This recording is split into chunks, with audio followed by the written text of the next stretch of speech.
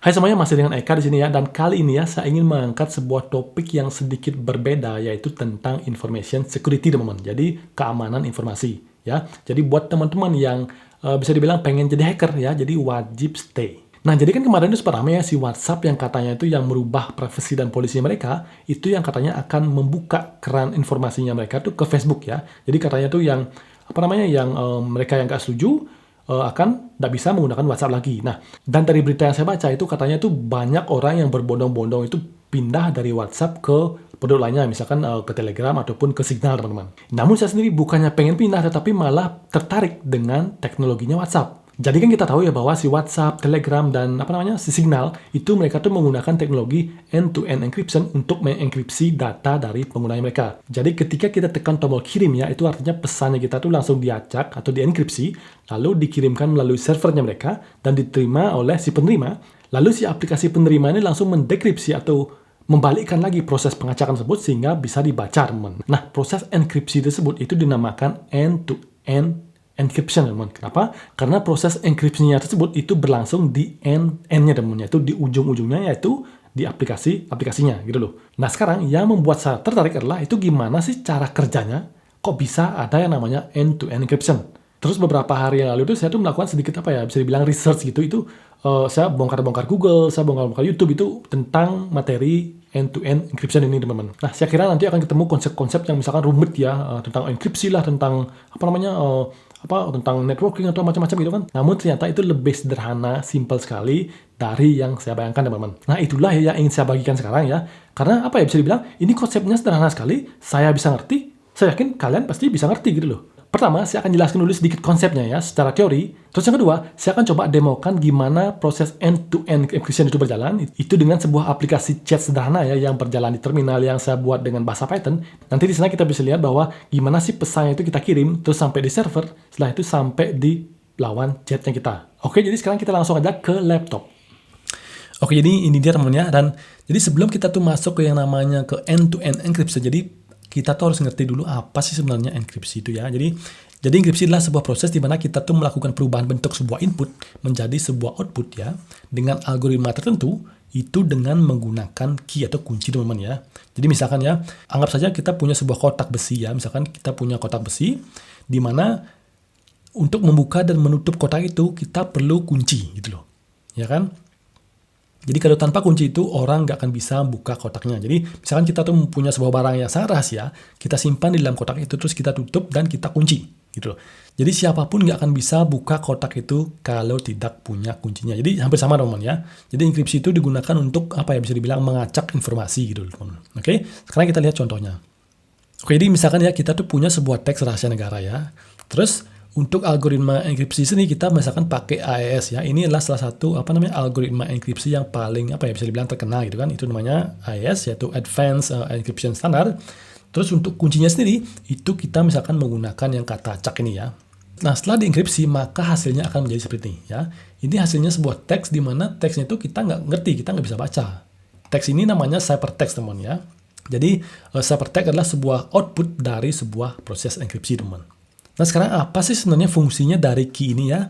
Jadi, fungsinya adalah supaya kita tuh bisa mengembalikannya bentuk dari ciphertext tadi itu menjadi bentuk aslinya itu dengan algoritma yang sama, yaitu menggunakan kuncinya. Nah, jadi sama seperti yang tadi saya bilang, yaitu sebuah kotak itu yang cuma bisa dibuka atau ditutup dengan kuncinya, teman ya. Jadi, proses untuk mengembalikan bentuk dari ciphertext ini menjadi sebuah bentuk aslinya ini, itu namanya dekripsi, teman. Jadi kebalikannya ya. Jadi ada yang namanya enkripsi, ada yang namanya dekripsi gitu loh.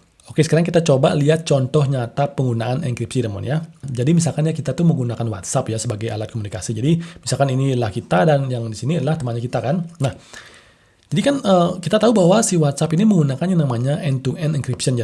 Jadi pesan yang kita kirimkan itu ya akan dienkripsi dulu di di HP-nya kita. Setelah itu dikirimkan melalui internet ya, melalui servernya WhatsApp. Setelah itu baru sampai di misalkan HP temannya kita tuh didekripsi, maka dia tuh akan bisa baca teks aslinya gitu loh. Tapi kan seperti saya bilang sebelumnya bahwa proses enkripsi itu perlu bahwa teks aslinya itu dienkripsi atau diacak dengan menggunakan sebuah kunci.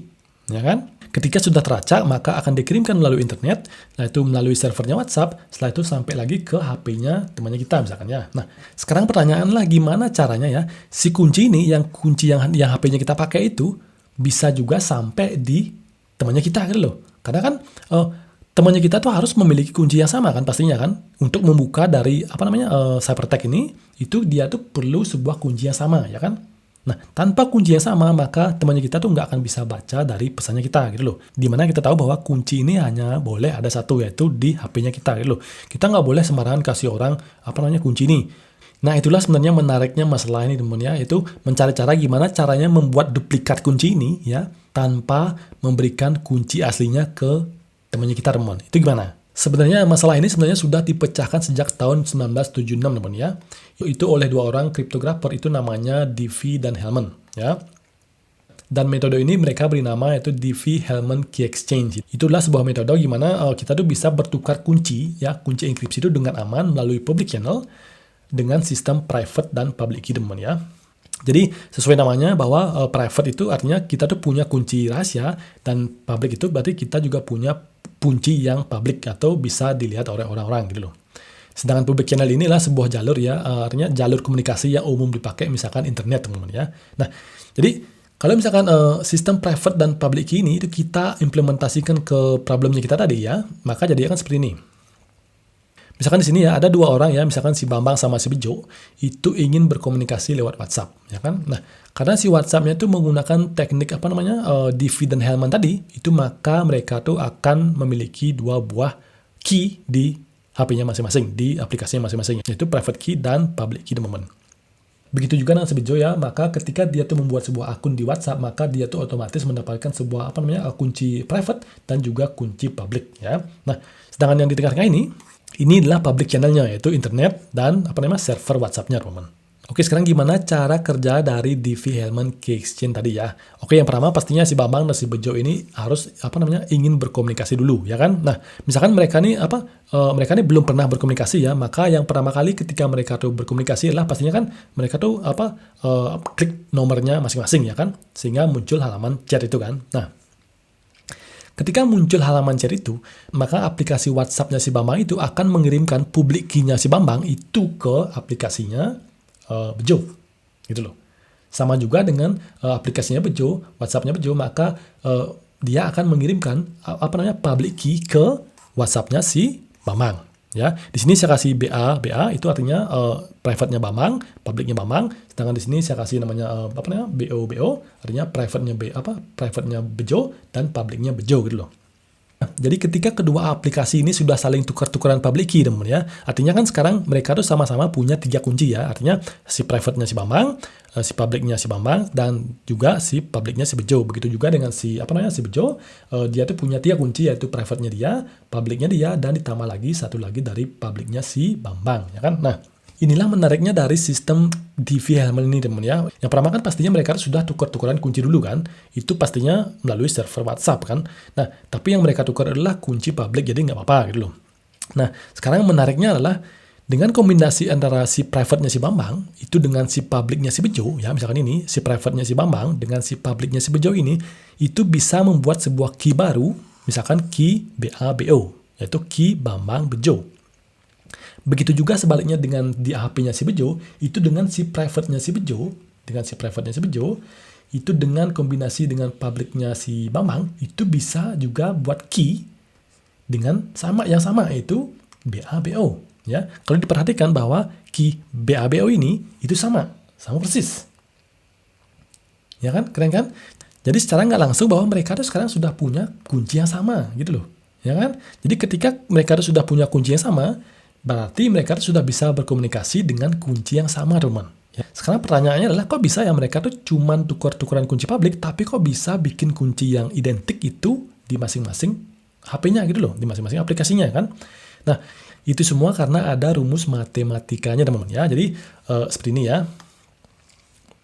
Teman-teman tenang aja, ini sebenarnya simpel aja kok. Jadi ini bukan rumus matematika yang sangat-sangat kompleks. Enggak, ini sederhana sekali ya.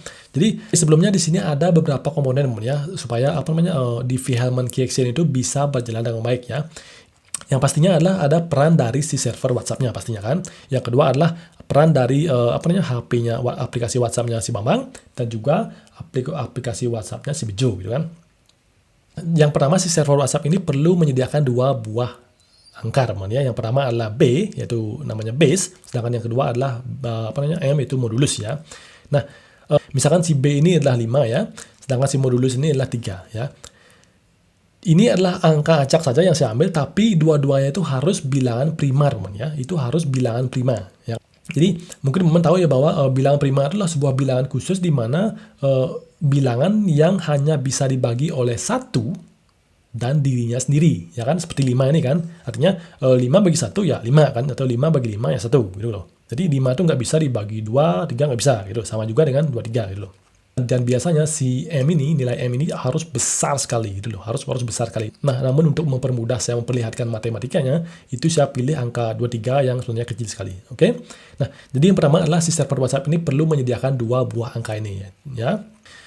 Oke, sekarang kita lanjut ke klien ya, artinya ke misalkan si WhatsApp-nya si Bambang ya. Jadi pertama kali misalkan ya si Bambang ini mendaftar di WhatsApp, maka aplikasinya dia itu akan menggenerate sebuah angka, misalkan private key itu nilainya 6 ya.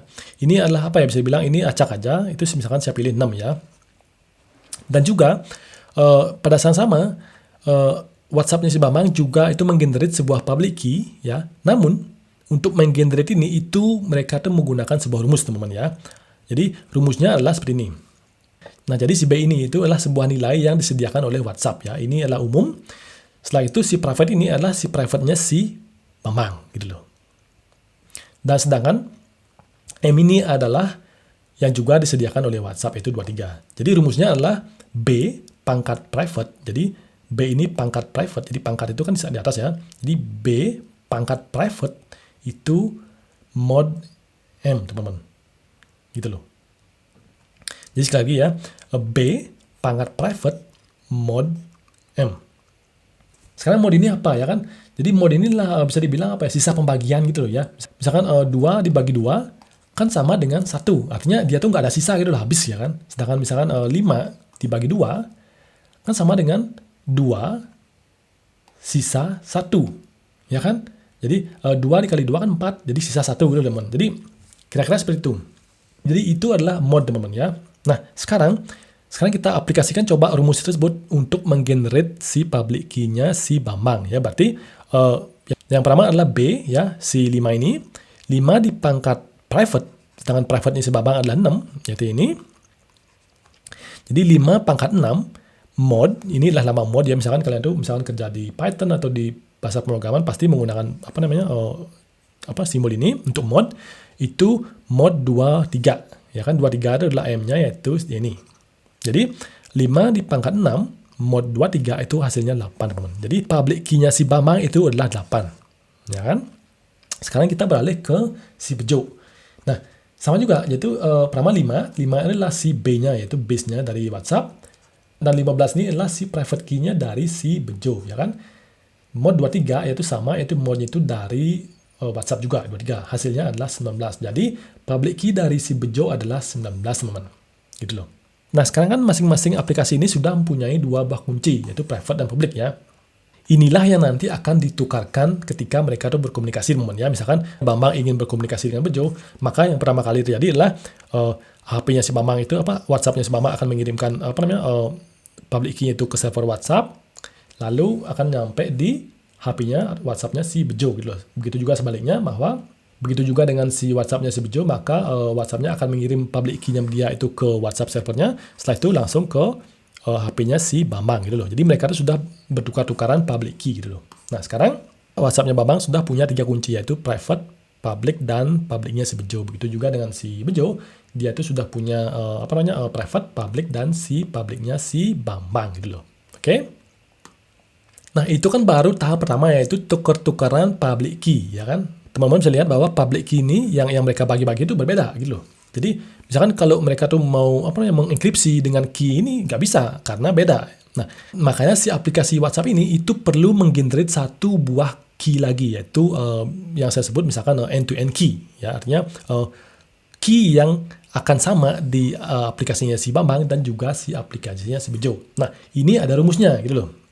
Nah, cara untuk menggenerate end-to-end key itu adalah dengan menggunakan si public, ya, si public yang sudah dibagikan itu di pangkat private, itu private-nya pastinya private-nya si masing-masing. Setelah itu itu mod M, teman.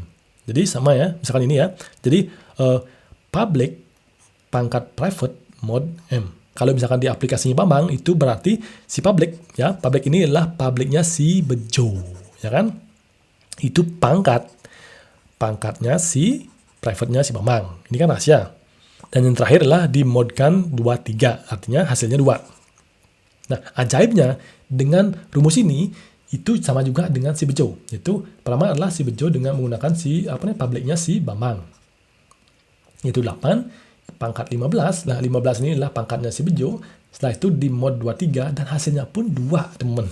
Ini keren kan? Artinya mereka tuh hanya bertukar-tukaran public key, tapi mereka tuh bisa menggenerate kunci keempat itu yang bisa mirip, artinya bisa sama. Itu 100% sama gitu loh. Itulah sistem dari Diffie-Hellman Key Exchange, teman ya. Hanya dengan bertukaran kunci seperti ini, mereka tuh bisa menggenerate 2 buah kunci yang sama, sehingga bisa digunakan untuk berkomunikasi dan bisa digunakan untuk mengenkripsi dan juga mendekripsi dari pesannya, teman. Oke, sekarang kita lihat contohnya ya. Oke, jadi sekarang kan si HP-nya si Bambang sama si Bejo itu sudah punya key yang sama ya. Ketika si Bambang ini mengirim pesan ya, misalkan lo di mana? Nah, pesan itu akan langsung dienkripsi, diacak sama si WhatsApp itu menggunakan key 2. Ya kan? Nah, yang diacak itu maka hasilnya seperti ini. Ini akan dikirimkan ke server WhatsApp. Setelah itu sampai di HP-nya si Bejo. Nah, sesampainya di HP-nya si Bejo, maka itu akan dipanggil fungsi decrypt ya, untuk mengembalikan nilai awalnya itu ke pesan aslinya, yaitu decrypt terus dengan kunci yang sama 2. Yaitu hasilnya yaitu lo di mana, gitu kan? Oh ya, maaf, di sini seharusnya ada tanya ya. Di sini ada tanya. Tapi nggak apa-apa, tapi teman udah ngerti kan maksudnya. Nah, ini yang terenkripsi ini ya, ini kan harus lewat internet dulu kan, lewat WhatsApp dulu. Nah, inilah kerennya di end-to-end encryption ini. Maka meskipun misalkan ya si servernya WhatsApp itu di sini kan, itu ada yang menghack servernya dia, terus ada yang melihat ini, gitu loh, pesan ini, tapi nggak bisa dibaca, gitu teman ya, karena pesan ini sudah terenkripsi yang bisa dibaca oleh si Bambang dan si Bejo itu hanya menggunakan kunci ini, ya, dimana kunci ini hanya dimiliki oleh Bambang dan si Bejo, teman. Jadi itulah cara kerja dari end-to-end encryption menggunakan Diffie-Hellman Key Exchange, teman-teman. Alright, jadi gimana? Gampang kan?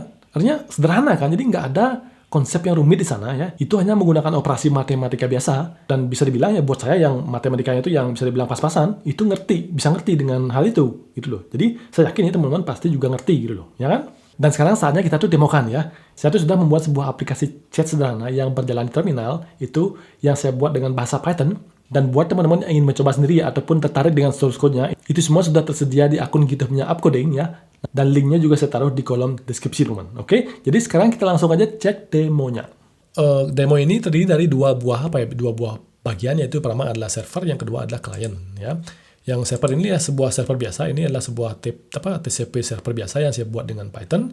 Jadi servernya ini juga sebenarnya sederhana sekali ya. Jadi dia tuh nggak melakukan apa-apa kecuali hanya untuk melewatkan data dari klien satu ke klien lainnya gitu loh. Jadi dan juga dia tuh menyimpan siapa sih yang sedang tersambung gitu loh. Gitu aja sih sebenarnya, nggak ada yang rumit.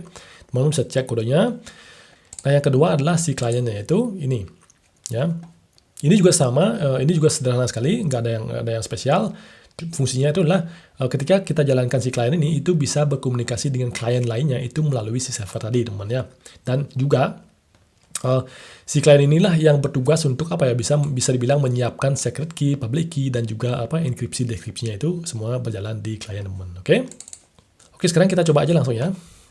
Jadi saya sudah siapkan seperti ini 3 ya. Terminal yang di kiri ini adalah misalkan aplikasinya si Bambang ya, sedangkan di tengah ini adalah nanti akan jadi servernya, sedangkan yang di kanan ini adalah nanti akan menjadi si aplikasinya si Bejo. Jadi pertama kita aktifkan dulu servernya ya. Jadi seperti ini, python server.py. Teman-teman bisa lihat bahwa sekarang servernya itu berjalan di port 8000, yaitu localhost 8000 ya. Sekarang kita coba start aplikasinya si Bambang, yaitu python client.py, kita kasih namanya Bambang. Nah, ketika aplikasinya itu start, maka aplikasinya itu langsung menggenerate 2 buah key, yaitu secret key yaitu 1, sedangkan public key yang si Bambang itu adalah 5. Nah, ketika berhasil menggenerate ini, itu langsung dikirimkan ke server sama si aplikasinya, yaitu 5 ini, ya kan. Teman-teman bisa lihat bahwa log dari servernya bahwa si Bambang itu mengirimkan public key-nya itu ke server 5 gitu loh. Nah, di sini karena bisa dibilang karena nggak ada teman chatnya, maka sistem bilang bahwa menunggu teman chat. Sekarang kita aktifkan coba si kliennya itu si si Bejo. Oke. Python client Bejo.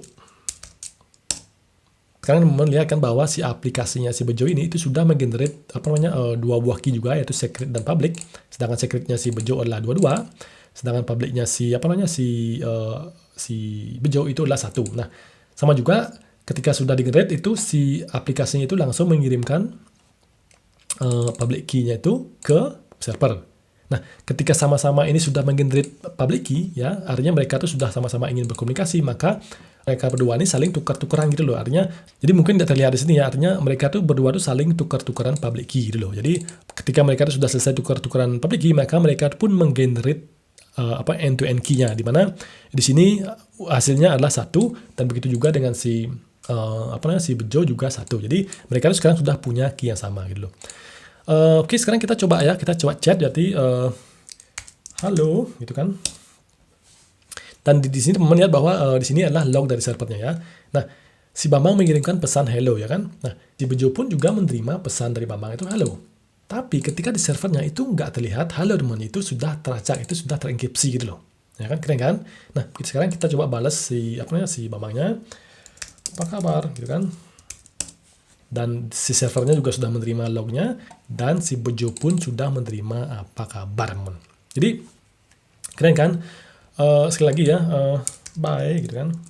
Meskipun pesannya itu pendek gitu kan, tapi yang hasil enkripsinya itu tetap panjang. Jadi kita tuh nggak bisa membedakan apakah apa sebenarnya isi dari pesan tersebut teman. Jadi itu ya, itu adalah demo singkat dari bisa dibilang DV Hellman key exchange tersebut. Dan untuk lebih lengkapnya ya, gimana sih sebenarnya cara transfer data dari klien ke server ini, terus server ke klien ini, teman-teman bisa lihat dari source code-nya sendiri, itu sudah jelas sekali, itu sistemnya tuh gimana mereka tuh bisa tukar-tukaran kunci gitu loh. Oke, jadi silakan teman-teman cek di source code-nya dan coba sendiri. Jadi sekarang itu kita sudah mengerti ya gimana cara kerjanya itu end-to-end encryption teman ya. Tapi pastinya misalkan si WhatsApp ataupun Telegram itu nggak menggunakan nomor yang kecil-kecil itu teman. Pastinya mereka tuh menggunakan misalkan key yang besar sekali atau angka-angka yang besar sekali gitu loh. Dan mungkin juga ya sistemnya itu dikembangkan lagi oleh mereka ya untuk meningkatkan keamanan, tapi tetap menggunakan prinsip yang sama teman. Nah sekarang ya buat kita ya, sekarang kan kita sudah tahu nih gimana cara kerjanya ya. Jadi itu dengan tahu itu aja, itu sudah bisa loh kita tuh bikin aplikasi yang menggunakan end-to-end sendiri teman ya. Jadi misalkan ya teman-teman itu bisa ya membuat sebuah aplikasi chatting sederhana ya, misalkan seperti yang saya buat tadi, tapi jalan di aplikasi mobile teman. Jadi itu ya sepertinya proyek menarik ya buat kalian tuh yang lagi sekarang belajar bikin mobile apps ataupun backend engineering. Jadi coba buat sistem yang menggunakan konsep end-to-end encryption ini teman. Oke, jadi sekian dulu ya untuk sharing kali ini ya. Mudah-mudahan bisa bermanfaat buat kalian semuanya ya. Apalagi kalau kalian tuh bisa mengimplementasikan langsung di aplikasi buatan kalian, itu sangat keren sekali. Oke, jadi kalau kalian tuh suka dengan video ini, jangan lupa like ya, like. Terus jangan lupa subscribe juga buat yang belum, karena bisa dibilang kedepannya saya akan selalu sharing-sharing hal-hal menarik seperti ini teman ya. Jadi kita tuh sebagai programmer tuh harus terus belajar ya. Nggak cuma belajar tentang hal yang kita biasa lakukan, tapi kita tuh harus memiliki bisa dibilang rasa ingin tahu yang besar gitu loh ya. Ini gimana cara kerjanya, itu gimana cara kerjanya gitu loh. Jadi dengan begitu kita tuh akan menjadi seorang programmer yang lebih baik lagi pastinya. Oke? Dan jangan lupa ya, kalian juga bisa gabung di grup Telegram Akodenya, di mana kita tuh bisa ngobrol-ngobrol, kalian tuh bisa tanya-tanya, kalian tuh bisa sharing-sharing semuanya. Di sana kita bisa belajar banyak hal bersama-sama teman. Oke, jadi tetap semangat ya. Jangan lupa jaga kesehatan, happy coding, dan sampai jumpa di kesempatan berikutnya.